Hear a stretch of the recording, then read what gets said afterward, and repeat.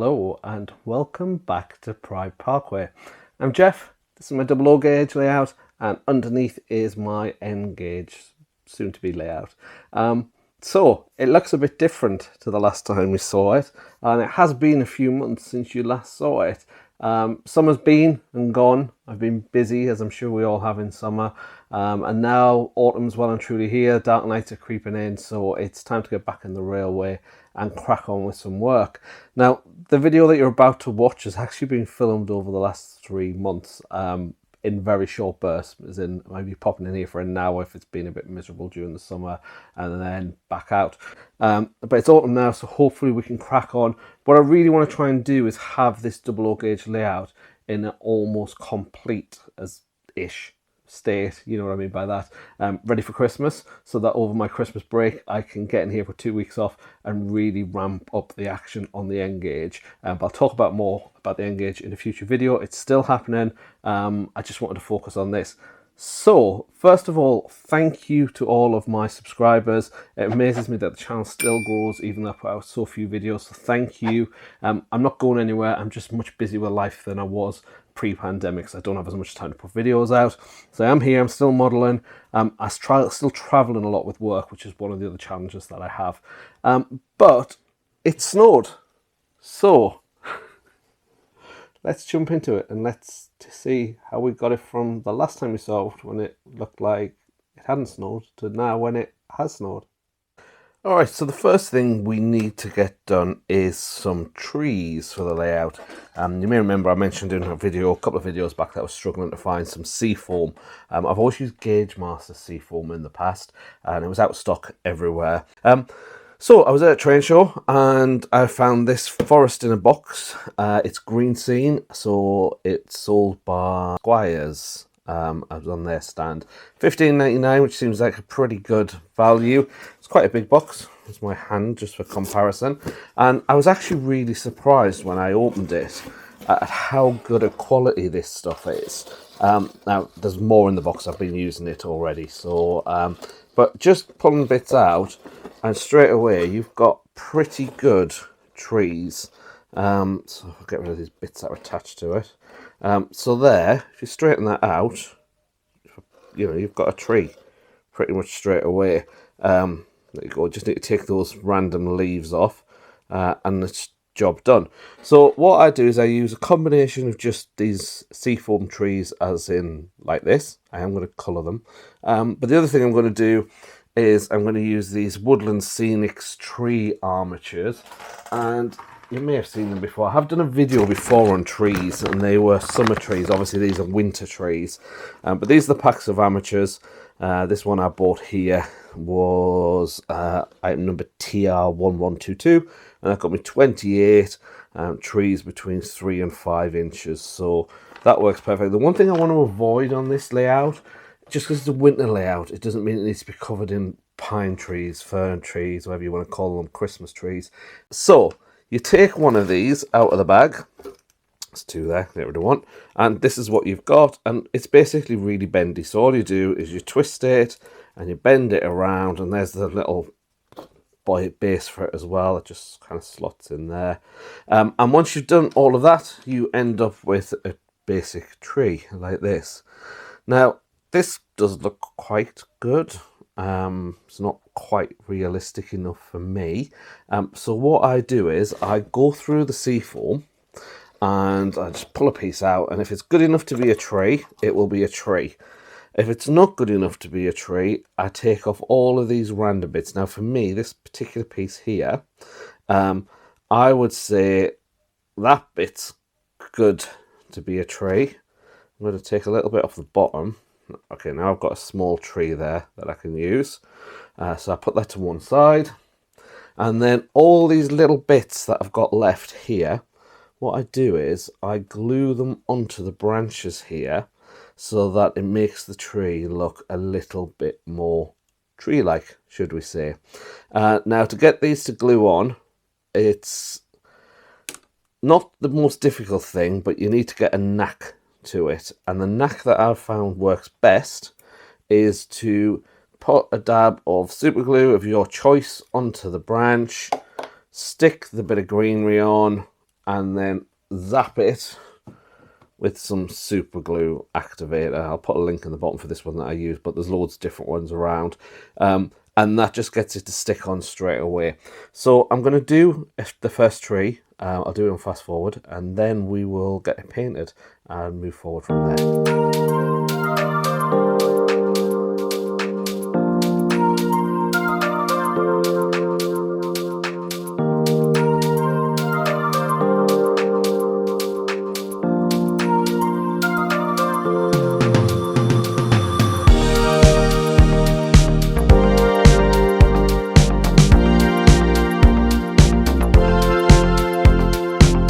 So there it is. Sorry, I had to stop filming that because you probably noticed I kept gluing my fingers to it because I have the camera sat between me and the thing I'm working on. But there is the tree now. All my trees are quite flat on the back because they're going up against the back scene. But that is already done now. It looks a little bit strange at the moment because of the different colours.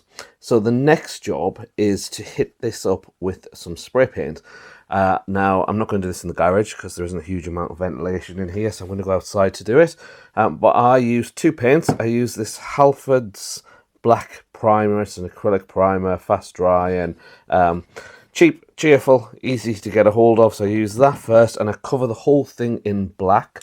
And then I give it a very light spraying from a distance of this dark brown 29 Humbrol matte spray because I have it. There's probably cheaper brown sprays you can buy than that. Then I give both of those colours over the tree, and you then end up with this. Now, yes, it's very dark, and the reason it's very dark is because I'm working with snow, and the darker things are, the better the snow is. Now, you can see the difference that hitting it with that paint makes. If I was doing a summer tree, I would use just mainly a brown, but because this is winter and I want it to look a bit more dead, covered in snow, that's why I use more black than brown. So then the third step is to cover it in a spray adhesive of your choice, but whichever one you feel comfortable with, cover it in spray adhesive. Get your snow. Yes, it's time for snow. And you're going to just basically, from a height above it, over a plastic container, you're going to apply your snow. Now, I want the snow everywhere. I want it on the branches. I want it to look like winter. So I've given it a really nice thick coating. I give it the first coat with spray glue. I then hit it with spray glue again and give it a second coat of snow. I then cover it with a hobby and craft sealer. I'll put a link to this down below as well. And then I give it one more coat of snow and then one more coat of sealer. So there's quite a lot of steps involved, but I'm sure you'll agree that I think that looks really good. Now, these are still attached to the base. I won't be using the base. I'll take it off. Hence why this one hasn't got one, and just put it straight into the baseboard. But that is how I go about making my winter trees. The other thing, of course, is using just the seafoam as it is. I've got a nice big pile here of ones that I've pulled off that will work as standalone trees, like this one. I'm going to do exactly the same. I'm going to hit it up with the black spray paint, then a little bit of brown spray paint, and then I'm going to go over it with the snow and the different sealers. So I need to make quite a lot of trees, so I will be back once I've made quite a lot of trees. So there we have the trees complete and in place. You can see one here, and if I just move the camera up and pan around, you can see those at the back of the layout. And if I just make my way along, you can also see those trees there leading up to the road bridge and beyond. So you'll also notice that I have put in some bushes and shrubs along here. So this is just your usual woodland scenics and a little bit of Jarvis, lichen, bushes, all that kind of good stuff. So I've put all of that down, and of course it now is time to start getting some snow down on the ground. Now, a lot of these bushes are going to be covered, but what I want to achieve is the look that the snow has settled on top of the bushes. Otherwise it would all just be very flat and one-dimensional. So the first thing I'm going to do is I'm going to get my static grass applicator out, and then we'll start to get some grass down. Alright, so let's quickly talk about the grass that I'm going to be using. So I'm using something from Green Stuff World. Get this on camera for you to see. And this is, I've got a 2 to 3 mil and a 4 to 6 mil static grass, and this is snowy grass. Now I've played around with a few different ones, and this is definitely by far my favourite. So this is what I'm going to be using, and then I'll be applying it with the good old trusty WWS Scenics Pro Grass Micro Applicator, and I'll also be using their basing glue and also their layering spray. I've used them before, I've got them, they work well for me, so that's what I'm going to be using. Interestingly, I did try their snowy grass, and I wasn't very impressed with it. It was just a bit too white and fluffy. It might be right for doing sheep or something like that, but never mind. Let me get the camera set up and let us get some grass down.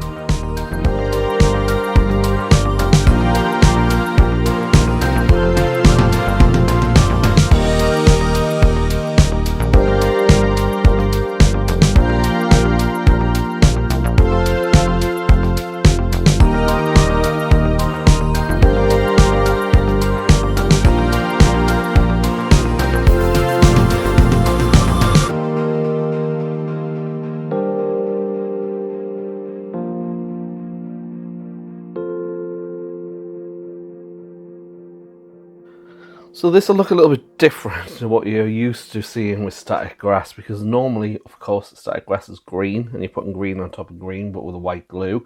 I have basically put a white glue on top of green that's going to dry see-through with whitey green snow.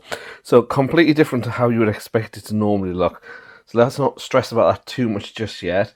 I'm going to continue on with the rest of the areas where I want the first coat of grass.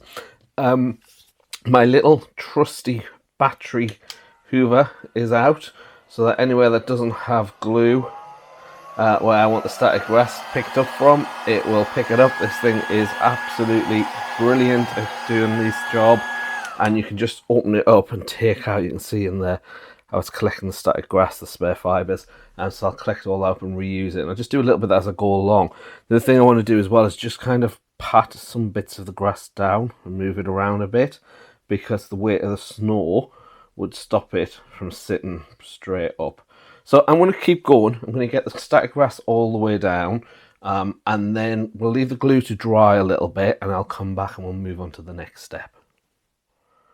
So that is the first pass of the snow done all the way along. And the next job that I need to do is the tracks. So we want some snow on the tracks now. Hindsight is a wonderful thing. And if I was to do this again, I would not use code 75. I would use code 100 track, so that I've got a higher rail profile. But never mind, I am where I am. So what I'm going to do is I'm going to use a very thin paintbrush, and I am going to paint between the rails and the ballast at either side with scenic cement.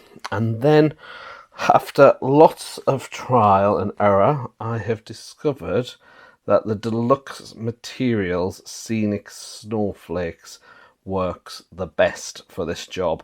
It is just that bit finer than the Woodland Scenic stuff is that I'm using on the rest of the scenery. But on the tracks, this is what I'm using now. This will stick everywhere that I get glue, so I'm going to have to do this really slowly. I'll probably work on like a foot section at a time, maybe 18 inches, glue, and then this on, and then I'll go straight over the top with the little hoover and get all the excess off straight away. And then we'll leave it, and then if it needs another coat, then it's a case of doing exactly the same thing again. So we should be able to crack on and get a fair bit of this done quite quickly. You don't need to watch me do it. As I say, paint on the glue, sprinkle the snowflakes. Avoid the rails and the very inside of the rails where your wheels are going to be. So that is the track done. I've just lifted the camera up a little bit higher just so that you can get a better view down of the area that we are working on. And I've had some trains running, so I know that the track is nice and clean and everything's running well. And I've also just realised that I haven't actually had any trains running on this double O gauge layout yet, so we will have some of them at the end of this video for you to see as well. I just realised that, so apologies. It's a model railway with no trains running. So on to the next step. So we need to really bring this together now. The back scene is a complete whiteout. It's been snowing heavy and we've still got a lot of green going on here. So as a recap, we've done one light pass with the static grass. We've sorted the tracks out, so they're all good. That's all glued down, solid, and that's all good. So what I'm going to do is I'm going to just lay some paper over the top of the tracks just to protect them. They will get cleaned again, but just so that they are nice and clean. And then everywhere that I want thick snow, I am going to be using this Woodland Scenics Flex Paste C1205. It's a flexible, non-cracking modelling paste used to create a hard surface and model heavy snowdrifts. And all this is if I can get into it, just like you would suggest on the name, it's just a white paste. There's about half a tub left in there at the minute. And all you do is you just use a brush, or you can use a foam brush, and you just put it in and get it where you want it. Now, some of that's going to go over the first layer of grass that we put down. Not everywhere, just in the odd area. And then the good thing with that is what you can then do is you can come back and I can use the layering spray in any gaps that I've got. So I'm not going to put the paste everywhere. I'll put a little bit of paste, for example, there, maybe a bit in there and there where there isn't any grass. And then what I will do is I will squirt some of the layering spray in and I'll come over with the grass. So we get a little bit of the grass will stick both to the baseboard, it'll also stick to the paste. And then what I'll do to finish off with is I will sprinkle over the whole area with Woodland Scenics Soft Flake Snow. I've just had another one of these arrive because I've already used a full tub pretty much of this. Annoyingly, I got this one for a £5 from a model railway show, and then when I went to buy another one, it was £17. But never mind, it is what it is. I got a bargain for one of them. And then all we do is we then spray over it all with Scenic Cement, and that will secure it all in place. Now, I'm quite happy to cut corners and make my own Scenic Cement and all that kind of stuff normally, but when you're working with white, I'm sticking with Woodland Scenics Scenic Cement to go over the top of Woodland Scenics Soft Flake Snow and Woodland Scenics Flex Paste. That's not an advert for Woodland Scenics, but I've played around and I've discovered if you just stick to their own brands, it works well. Now, one other thing just to point out to people, if you put snow directly on top of these bushes, the green seeps through into the bushes. So I've been over all of these and I've hit them all with some Hobby and Craft sealer, which looks like this, and just seals them and stops that colour coming through quite so much. You could probably use a little bit of white primer over the top of them or something like that as well. But from a fumes point of view, I'm not going to do that. So time for a time lapse. I'm going to get on with that. The other good stuff with that Flex Paste is you can go along the top of your cabinets with it. You can go along the top of your fences with it. You can go along the top of buildings, on the roofs, everything. So let's get on with it.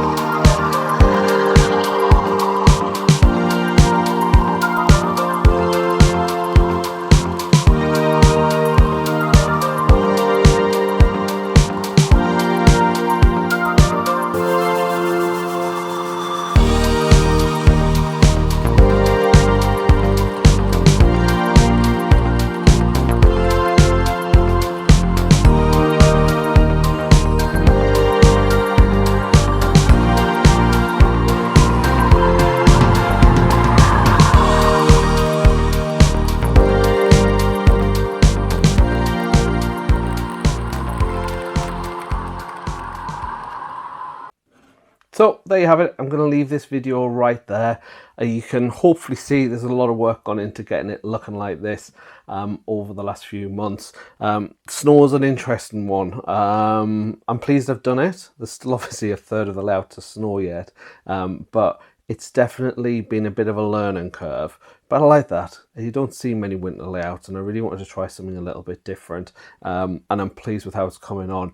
I'm sure it's going to continue to develop. I'm sure there's going to be things that I like and don't like with the snow and the colours and things like that, and you know, it changes on you depending on what the lighting is as to how white the snow is. Some days I come and I think, oh, it looks really yellow or it looks really green, and then above my head there's a big light and I turn that on and it completely changes. But hopefully you've enjoyed the video. If you have, please give it a thumbs up. It does help. If you're new here and you want to see more, don't forget to subscribe. That'll keep you informed when there's a new video. And if you've got any suggestions, thoughts, comments, pop them down below. I do read them all, and when I can, I do try and reply to them as well. But as always, huge thank you to my subscribers and to everybody who watches, really. The next video will be continuing the work. It's going to be right behind the camera, and it's going to be the big corner that goes into the station area. The good news is that video should only be a couple of weeks away, because I've almost finished that area, because again, I've been doing bits on it over the summer while I've been coming in here. So leave you with a few running shots. Thanks guys, take care, see you soon, bye bye.